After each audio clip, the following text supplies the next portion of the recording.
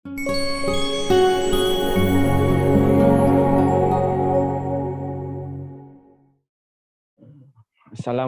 warahmatullahi wabarakatuh.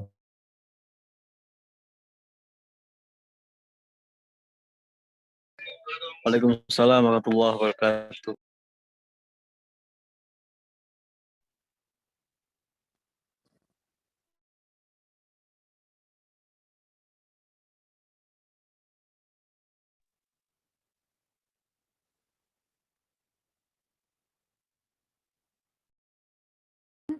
Nabi al-Mustafa wa habibina al-mujtaba khairil anami wal wara wa khairi man wudi'a thara Muhammadin sallallahu alaihi wasallam.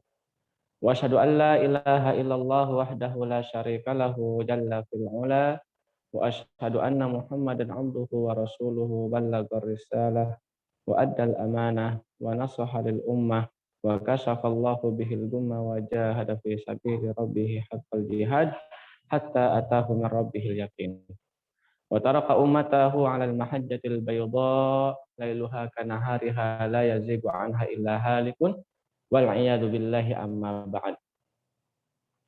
Puji syukur kehadirat Allah Subhanahu wa taala atas berkah dan rahmatnya yang telah Allah berikan kepada kita sehingga kita masih senantiasa semangat dalam menuntut ilmu, yang dimana menuntut ilmu ini merupakan pekerjaan yang sangat mulia dan diwajibkan bagi setiap kaum muslimin, sebagaimana sabda Nabi Shallallahu Alaihi Wasallam, "Talabul ilmi fardhatun ala kulli muslimin", bahwa menuntut ilmu itu kewajiban bagi semua umat muslim, baik laki-laki maupun perempuan, baik yang masih kecil ataupun yang sudah dewasa. Tidak ada namanya istilah berhenti ataupun cukup dalam menuntut ilmu. Menuntut ilmu wajib hukumnya sampai akhir hayat kita. Dan ini merupakan nikmat yang sangat besar yang diberikan oleh Allah Subhanahu wa taala, yang dimana Allah masih memberikan kepada kita taufiknya untuk menuntut ilmu. Karena terutama di zaman sekarang ini, berapa banyak kaum muslimin yang enggan belajar agamanya. Bahkan enggan dalam memahami dan belajar membaca kitabnya, yaitu Al-Quran. Berapa banyak kaum muslimin? Bahkan sampai sudah tua renta pun ditanya terkait Al-Quran, dia tidak bisa membaca. Nah, ini merupakan musibah terbesar bagi orang tersebut. Karena Al-Quran syafaat bagi kita. Kalau kita tidak membaca Al-Quran, siapa yang akan memberikan syafaat nanti? Ya. Karena syafaat yang paling mudah kita raih yaitu dengan membaca Al-Quran. Baik, salawat beserta salam selalu kita curahkan kepada Nabi besar kita, Nabi Muhammad Sallallahu Alaihi Wasallam. Seraya bahwa Rasulullah lah yang telah mengajarkan Al-Quran kepada para sahabatnya. Beliaulah orang pertama yang mengajarkan Al-Quran kepada para sahabatnya, kemudian dari sahabat para tabi'in, dari tabi'in, para tabi'in sampai kepada kita inilah. Seraya bagi kita sebagai umatnya selalu menghaturkan salawat kepada baginda besar kita Nabi Muhammad Sallallahu Alaihi Wasallam. Karena kalau bukan karena beliau, kalau bukan karena Nabi besar kita Muhammad Sallallahu Alaihi Wasallam, niscaya umat manusia ini semuanya dalam kesesatan. Hadirin yang dirahmati Allah Subhanahu Wa Taala, insya Allah pada kesempatan kali ini di malam yang mulia ini, semoga di malam ini para hadirin yang ikut di Zoom ataupun di webinar ini selalu diberikan keberkahan oleh Allah Subhanahu wa taala dan diberikan kemudahan dalam memahami agamanya, terutama kitab Al-Qur'an. Nah, pada kesempatan kali ini kita akan membahas terkait fadilah Al-Qur'an, keutamaan Al-Qur'an. Sebagaimana kita adalah seorang kaum muslimin, wajib bagi kita mengetahui kitab Al-Qur'an. Setelah kita mengetahui siapa Tuhan kita, siapa nabi kita, wajib kita mengetahui Al-Quran dan isi-isi yang Al-Quran. Dan sebelum kita mempelajari isi-isi Al-Quran tersebut, yang paling terpenting adalah bagaimana cara kita membaca kitab Al-Quran. Nah, insya Allah, semoga Allah memberikan kita kemudahan dan memberikan kita umur yang panjang, kesehatan, sehingga setelah webinar ini selesai terkait fadilah Al-Quran ini, semoga hadirin sekalian bisa lebih memperdalam lagi terkait bagaimana cara membaca Al-Quran yang baik dan yang benar. Dan itu insya Allah akan difasilitasi oleh panitia dari Karyanusa Insani. Baik.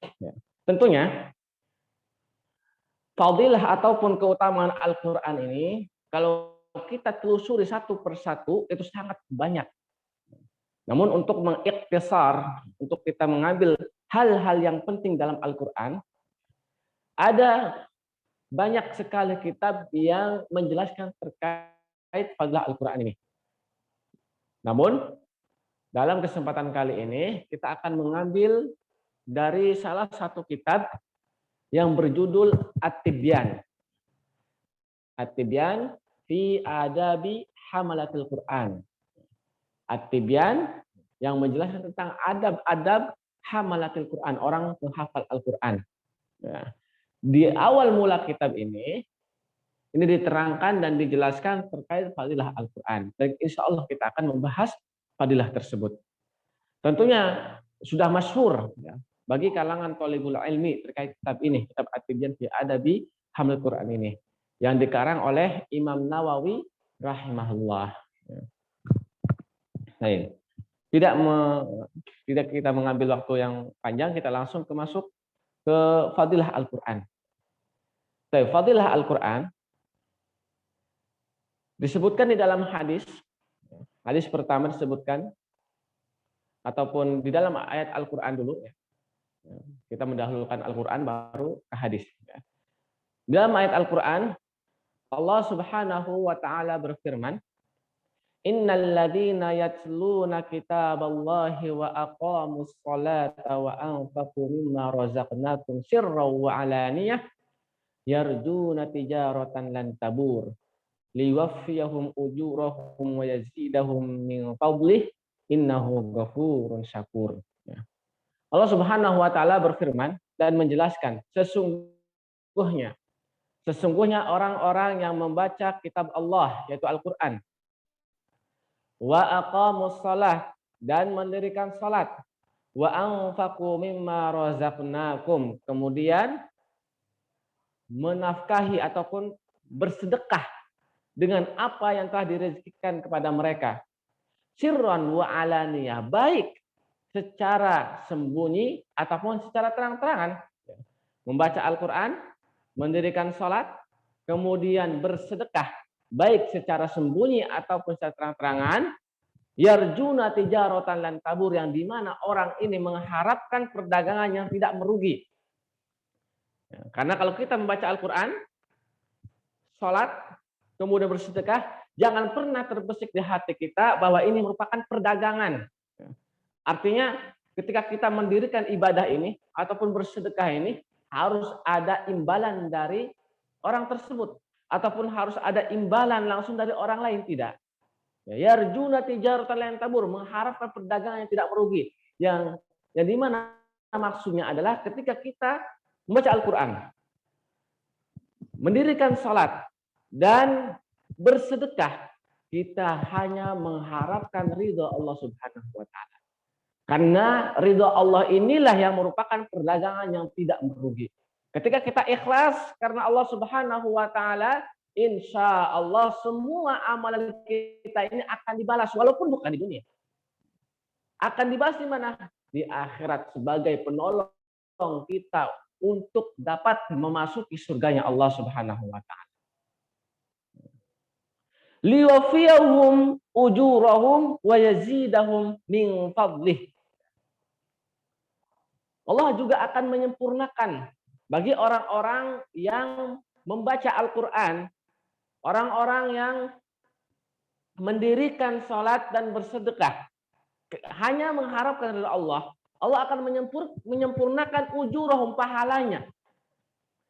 Wa yazidahum min fadli, kemudian setelah disempurnakan pahalanya ditambah oleh Allah Subhanahu wa taala. Nah, ini merupakan fadilah yang sangat agung yang diberikan oleh Allah Subhanahu wa taala kepada orang-orang yang membaca Al-Qur'an. Innal ladzina yatluna kitaballah wa aqamus shalah wa anfaqu mimma razaqnakum sirran wa alaniyah yarjuna tijaratan lan tabur. Ya. Pahala yang sangat agung yang diberikan oleh Allah Subhanahu wa taala bagi mereka yang membaca Al-Qur'an. Pahalanya disempurnakan, kemudian ditambah, dilipat gandakan pahala tersebut. Sehingga kemungkinan bagi dia untuk memasuki surganya Allah sangatlah besar. Kemudian fadilah yang lain. Di dalam hadis Rasulullah Sallallahu Alaihi Wasallam bersabda, yang di mana hadis ini merupakan hadis yang masyhur, yang terkenal, yang sudah tersebar. Rasulullah Sallallahu Alaihi Wasallam bersabda, khairukum man ta'allamal Qur'ana wa 'allamah. Kata Nabi, sebaik-baiknya kalian wahai kaum muslimin, man ta'allamal Qur'an, yaitu orang-orang yang belajar Al-Qur'an wa 'allamah, kemudian mengajarkannya. Ini adalah sebaik-baiknya umat Nabi Muhammad sallallahu alaihi wasallam. Belajar Al-Qur'an, belajar membacanya bagaimana, belajar mentafsirkannya seperti apa, hukum-hukumnya, kemudian mengajarkan kembali kepada orang lain. Inilah sebaik-baiknya umat Nabi Muhammad sallallahu alaihi wasallam. Semoga kita menjadi salah satu sebaik-baiknya umat Nabi Muhammad sallallahu alaihi wasallam. Dengan pertama belajar Al-Qur'an seperti sekarang ini. Kita belajar fadilahnya dulu. Belajar keutamaan Al-Qur'an, bagaimana, apa sih keutamaan Al-Qur'an? Bagaimana apa saja ketika kita belajar Al-Qur'an, keutamaannya, fadilahnya, kelebihannya. Baru setelah itu kita mengajarkan Al-Qur'an tersebut. Yang sehingga semoga kita menjadi umat Nabi yang mulia. Di dalam hadis lain, Rasulullah Sallallahu Alaihi Wasallam juga bersabda, Alladhi yaqra'ul Qur'an wa huwa mahirun bihi ma'as safaratil kiramil bararah. Walladhi yaqra'ul Qur'an wa huwa yatata'ta fihi wa huwa alaihi syaqun lahu ajran. Di sini, di dalam hadis ini, Allah Subhanahu wa taala mengabarkan kepada kita bahwa alladzi yaqra'ul Qur'an, bahwa orang yang membaca Al-Qur'an wa huwa mahirun bihi, dan dia pandai dalam membacanya. Sangat pandai, tahu hukum-hukumnya, tahu bagaimana cara bacanya. Ma'as safaratil kiramil bararah. Maka apa yang dikatakan oleh Rasul? Orang tersebut yang pandai membaca Al-Qur'an ini itu akan disamai oleh atau akan dibersamai oleh para malaikat, dinaungi oleh para malaikat, dijaga oleh para malaikat, diangkat pahalanya oleh para malaikat, ya. Ma'as safaratil kiramil bararah. Masya Allah, ya. Dimuliakan oleh para malaikat orang yang membaca Al-Qur'an dan dia pandai, lancar dalam membaca Al-Qur'an. Diangkat pahalanya. Walladzi yaqra'ul Qur'an, dan sedangkan orang yang membaca Al-Qur'an wa huwa yatata'ta, yang di mana dia terbata-bata.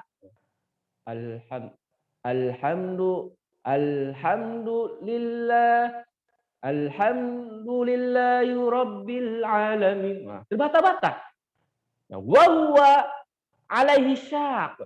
Tetapi Walaupun susah baginya, kesusahan, dia tetap berusaha.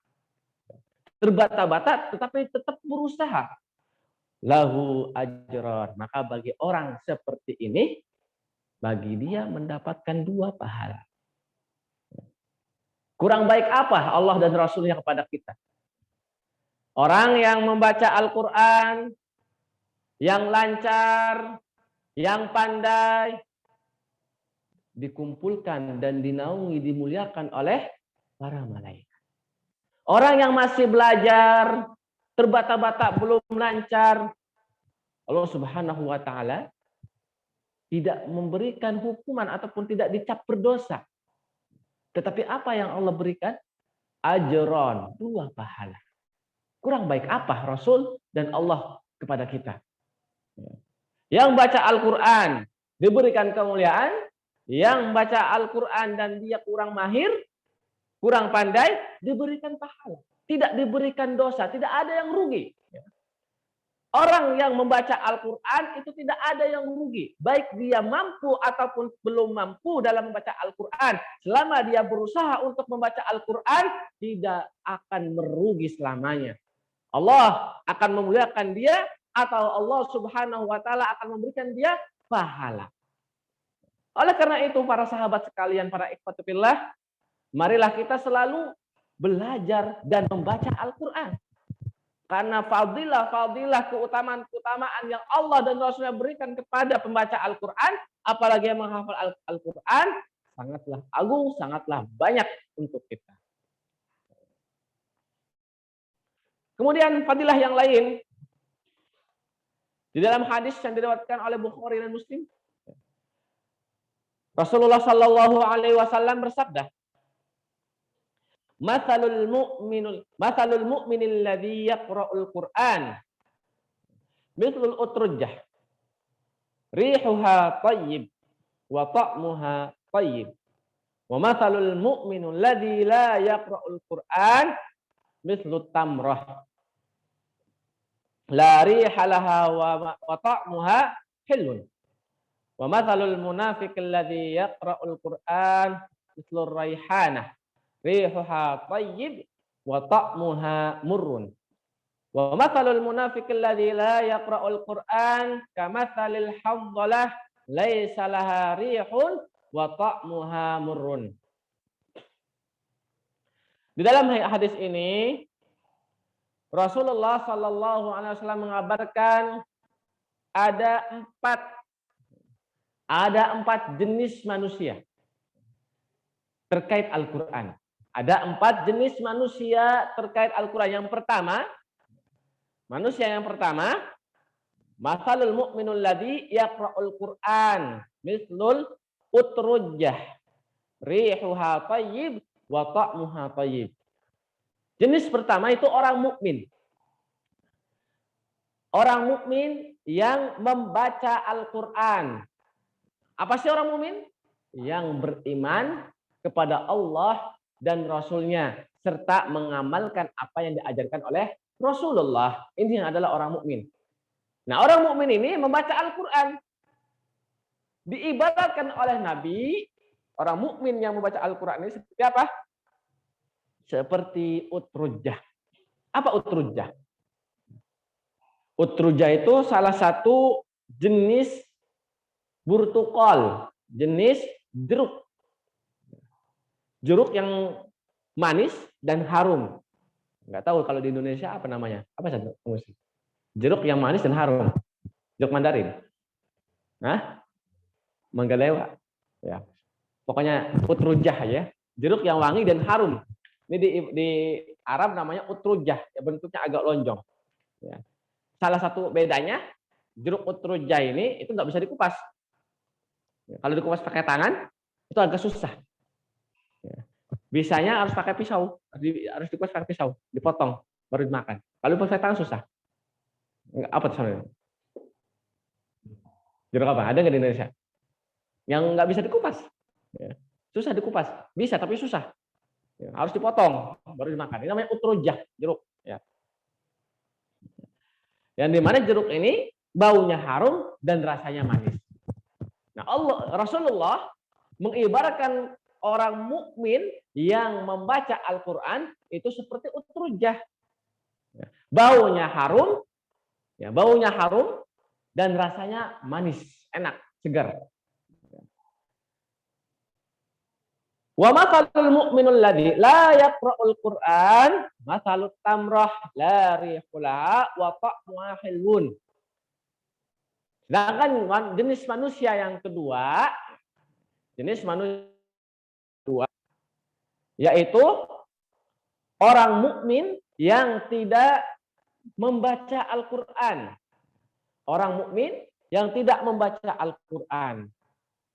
Nabi Shallallahu Alaihi Wasallam mengibaratkan orang mukmin ini, orang seperti ini, mukmin beriman kepada Allah dan Rasulnya, tetapi enggan membaca Al-Quran. Diibaratkan seperti tamroh. Apa tamroh? Kurma. Tahu kurma ya? Kurma. Kurma itu enggak ada baunya. Baunya enggak tercium. Enggak wangi. Tetapi jika dimakan, rasanya manis. Kurma muda, jangankan kurma yang matang, kurma muda, walaupun belum matang, walaupun sepet, dimakan manis. Nah ini orang mukmin yang tidak mau membaca Al-Quran seperti tamroh, seperti kurma. Nggak ada wanginya, tetapi baunya, nggak ada wanginya, tetapi rasanya manis. Jenis ketiga, manusia yang ketiga, mathalul munafiqil ladzi yaqra'ul Qur'an mislu raihanah. Rihuha thayyib wa ta'muha murrun. Jenis manusia ketiga yaitu orang munafik. Orang munafik yang membaca Al-Qur'an. Orang munafik, dia tidak beriman, tetapi mengizharkan atau menampakkan keimanannya. Tetapi di hatinya nggak iman. Ini namanya orang munafik. Dia nggak beriman, tetapi dia membaca Al-Quran. Rasulullah mengibaratkan orang seperti ini, orang munafik seperti ini, diibaratkan seperti raihanah. Raihanah. Kalau diterjemahkan di dalam bahasa Indonesia, raihanah ini artinya kemangi. Tahu ya kemangi ya? Yang barusan tadi dimakan. Ya. Ya, kemangi ya. Bagaimana sih kemangi itu? Kemangi kalau ada bunganya tuh ya. Baunya harum. Bahkan bisa digunakan untuk mengusir nyamuk dengan baunya tersebut. Tetapi kalau dimakan apa rasanya? Pahit. Ya. Rasanya pahit.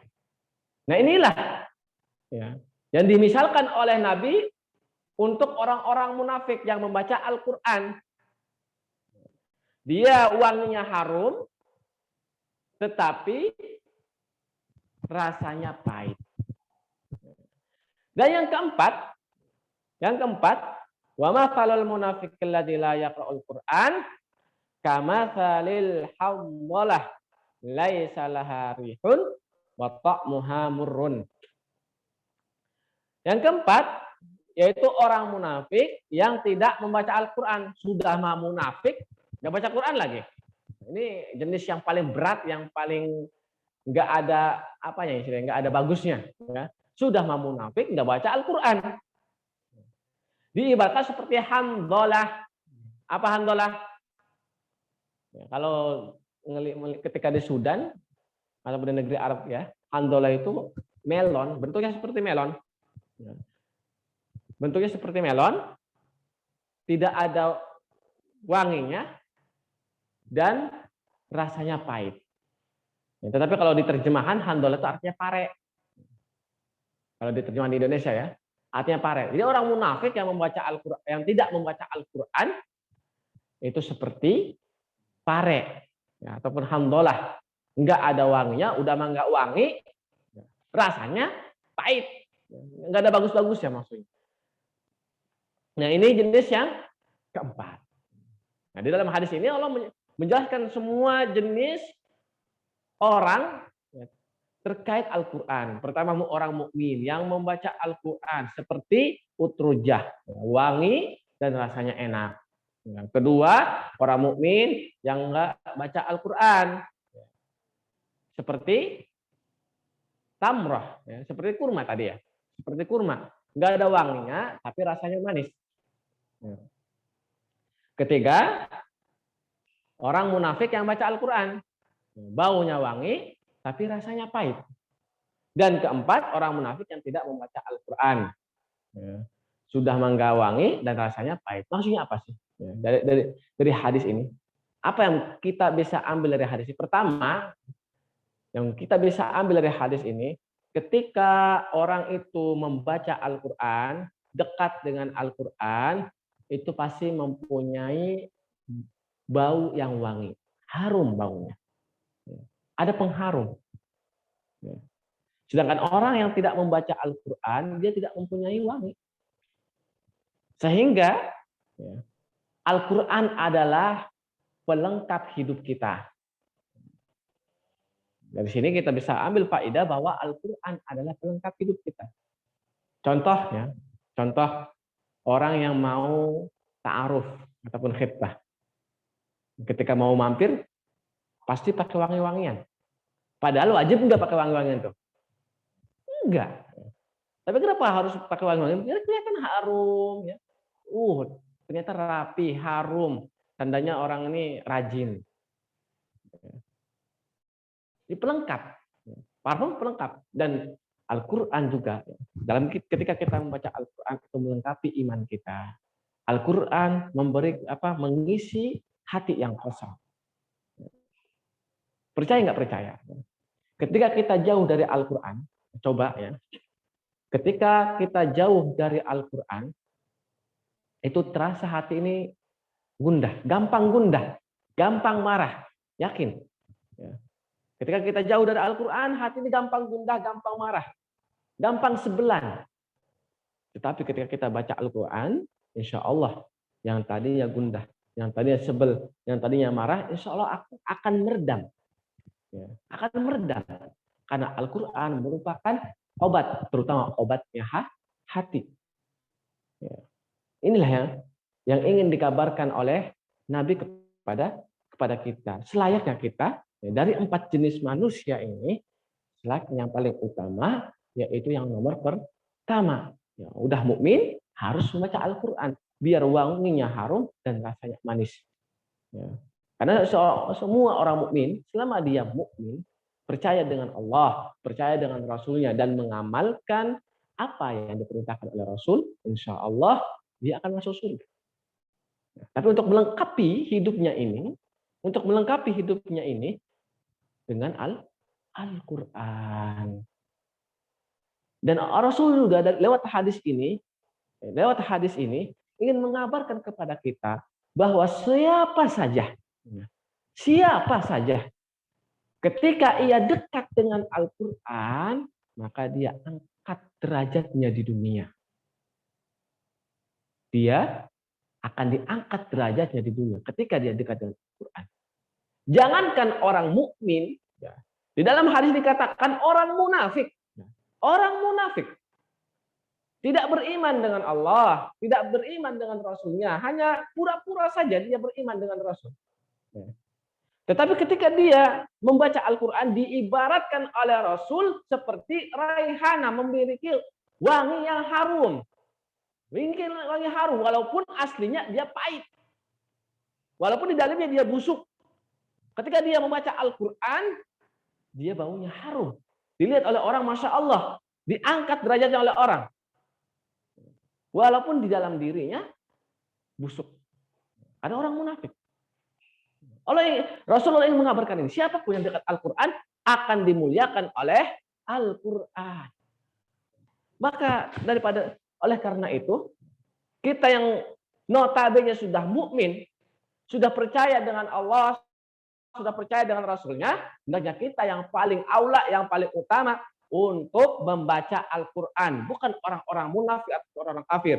Di zaman sekarang banyak orang-orang kafir yang membaca Al-Quran, mempelajari Al-Quran. Tetapi bukan untuk ingin mengetahui agama Islam. Tapi untuk menerapkan Islam. Dan segitunya, mereka dimuliakan di dunianya. Oleh orang-orang mereka juga. Karena membaca Al-Quran. Rasulullah ingin mengabarkan ini.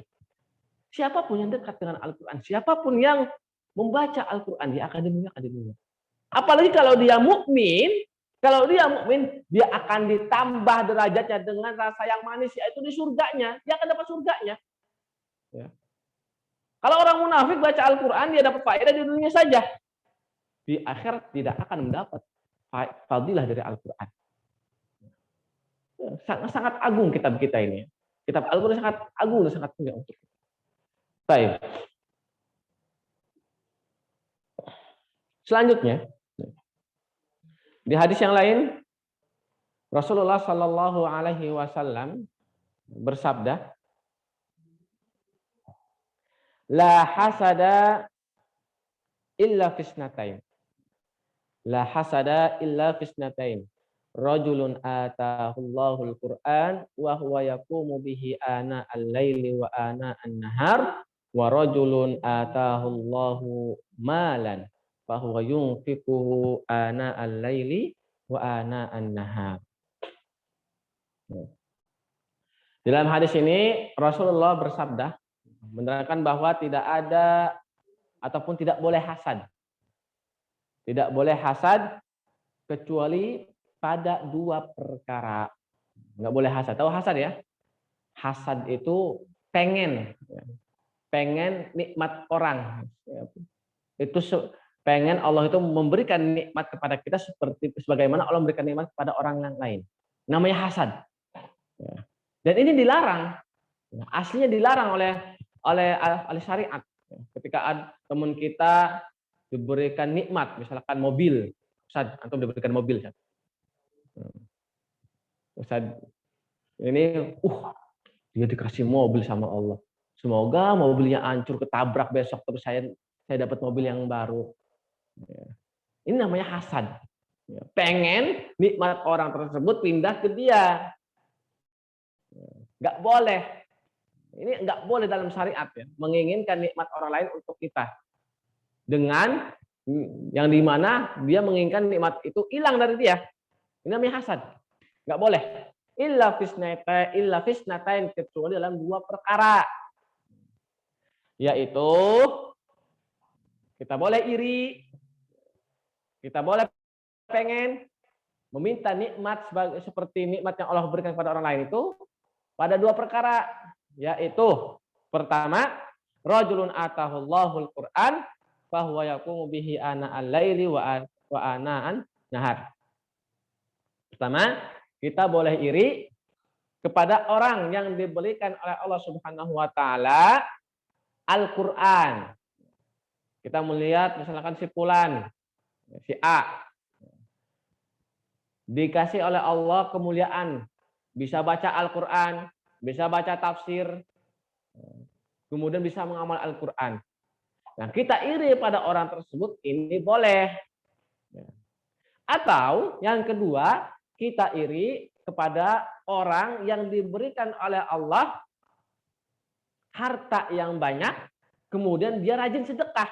Kita iri, pengen Allah berikan kita harta yang banyak, kemudian sehingga kita dapat bisa bersedekah sesuka kita.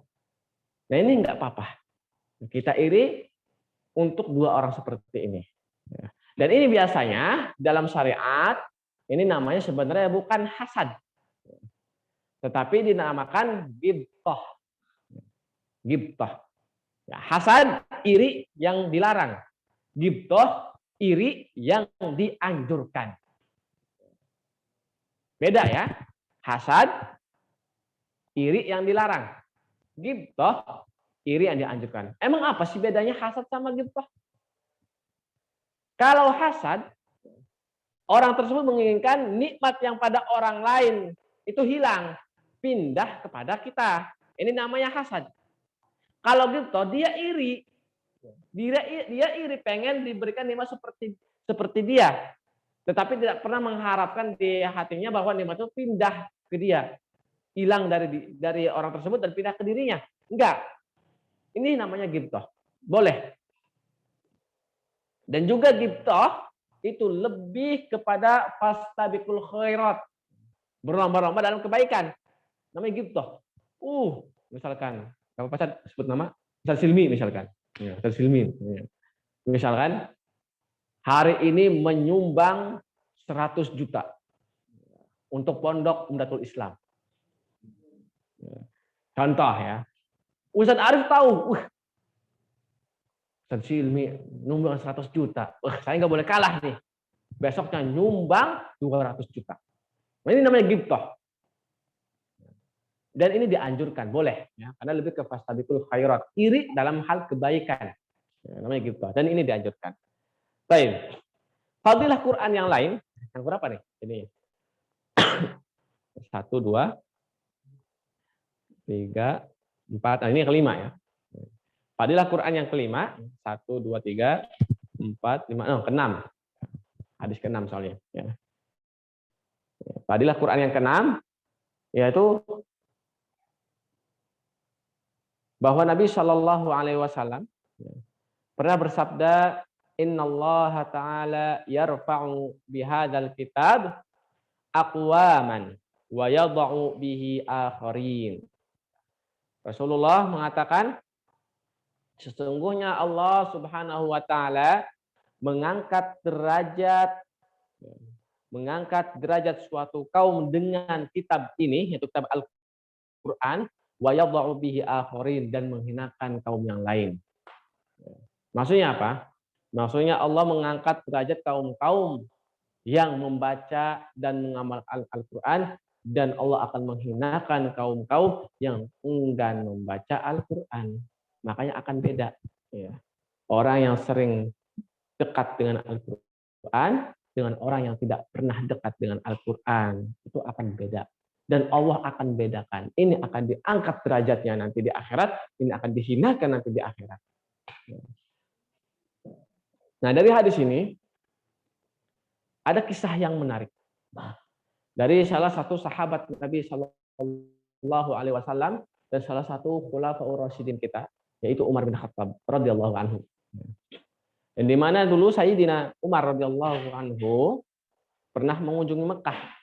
Yang di mana Mekah ini ketika itu Umar memerintahkan Nafi bin Abdul Haris, Nafi bin Abdul Haris untuk menjadi pemimpin di Mekah, wali ataupun bupati ataupun gubernur di Mekah. Ketika Umar mendatangi Mekah, kemudian bertemu di jalan dengan Nafi bin Abdul Haris, karena ketika itu Nafi bin Abdul Haris juga sedang keluar Mekah. Umar bertanya, wahai Nafi, engkau gubernur. Engkau saya angkat menjadi gubernur di Mekah. Ketika engkau keluar sekarang nih dari Mekah, siapa yang bertanggung jawab di Mekah? Siapa yang menjadi wakil dirimu? Kata Umar bin Khattab radhiyallahu anhu. Kemudian Nafi bin Abdul Haris menjawab, Ibnu Abza, yang menjadi pengganti saya ketika saya keluar dari Mekah itu namanya Ibnu Abza. Siapa Ibnu Abza ini, kata Umar? Man huwa Ibnu Abza? Siapa Ibnu Abza ini? Kemudian Nafi bin Abdul Haris mengatakan, Ibnu Abza huwa maula min mawalina. Kata Umar kagum, kok maula dijadikan pengganti, dijadikan pemimpin? Tahu ya maula ya? Maula itu adalah hamba sahaya. Dulunya hamba sahaya, kemudian dibebaskan. Ini namanya maula. Umar kagum, kenapa kok maula yang dijadikan pemimpin? Kenapa bukan orang yang bebas? Kenapa bukan orang yang kedudukannya tinggi? Kemudian Nafi bin Abdul Haris menjawab bahwa maula ini adalah orang yang paling hafal Al-Quran, yang paling dekat dengan Al-Quran, dan dia yang paling alim, yang paling tahu terkait ilmu faraid, ilmu warisan. Dia tahu hukum-hukum syariat. Makanya dijadikan oleh Nafi bin Abdul Haris sebagai pemimpin di Mekah pengganti dia. Kemudian Umar bin Khattab radhiyallahu anhu mengatakan, laqad shadaqa Rasuluka sallallahu alaihi wasallam. Telah benar Rasul kamu, ya, Nabi Muhammad Rasul kita. Ya. Rasul kita sudah benar, Shadaqa Rasulullah. Sudah benar. Yang di mana dulu kata Umar, Rasulullah pernah bersabda, "Innallaha yarfa'u bihadzal kitab bi aqwaman wa yadh'u bihi akharin." Bahwa Allah akan mengangkat derajatnya orang-orang yang dekat dengan Al-Qur'an dan menghinakan sebagian lain. Sebagaimana Ibnu Abza, ya di mana orang bukan cuma orang miskin, dia hamba sahaya, maula, bekas hamba sahaya. Tetapi karena dia dekat dengan Al-Qur'an, karena dia tahu Al-Qur'an, membaca Al-Qur'an, memahami Al-Qur'an, Allah angkat derajatnya menjadi pemimpin orang-orang yang bukan maula, yang bukan hamba sahaya. Ini di dunia, belum di akhirat kelak. Maka pelajarilah Al-Quran. Kemudian hadilah yang lain ke-8 berarti. Apa 7? 8 ya. An Abi Umamah radhiyallahu anhu qala sami'tu Rasulullah sallallahu alaihi wasallam yaqulu iqra'ul Qur'an fa innahu ya'ti yaumal qiyamati syafi'an li ashabihi. Kata Nabi, bacalah Al-Qur'an. Bacalah Al-Qur'an, sesungguhnya Al-Qur'an itu akan datang nanti di akhir kiamat sebagai syafaat untuk yang membacanya. Nanti di akhirat, dia mulai hisab. Ketika amalan kita kurang, Al-Quran datang. Al-Quran datang. Labbaik. Labbaik, saya datang. Menjadi syafaat. Menjadi penolong kita di hari kiamat. Dia akan menambahkan pahala kita sampai kita masuk surga. Dia akan memandu kita. Dia akan menolong kita. Mengiring kita ke dalam surga Allah Subhanahu wa Ta'ala. Dan syafaat yang paling gampang diraih, yang paling mudah diraih adalah membaca Al-Quran. Sangat gampang. Kita tinggal baca. Pandainya saja dikumpulkan dan para malaikat, dimuliakan oleh para malaikat. Enggak pandainya, baca saja, dapat pahala. Dan setelah itu di akhirat jadi syafaat untuk kita. Keagungan Al-Quran. Nggak ada yang rugi. Ya. Orang yang membaca Al-Quran itu tidak akan rugi. Di dunia dapat pahala, atau dimuliakan oleh Allah, atau diangkat derajatnya, dan di akhirat diberi syafaat oleh Al-Quran. Sungguh mulia kitab kita ini. Ini masih banyak fadilah-fadilah Al-Quran. Ini sampai menit. Ya. Hah? Ada saja kedua. Tapi ini mau ngabisin nggak? Masih banyak nih fadilah-fadilah Quran. Ya. Mau lanjut atau ini baru sedikit ya fadilah Al-Quran yang kita bahas ya. Karena kalau kita membahas Al-Quran itu tidak akan ada habisnya. Ini baru fadilahnya doang. Belum nanti bacanya, bagaimana cara bacanya, terus cara menafsirnya, cara ngamalinnya, banyak, tidak akan habis.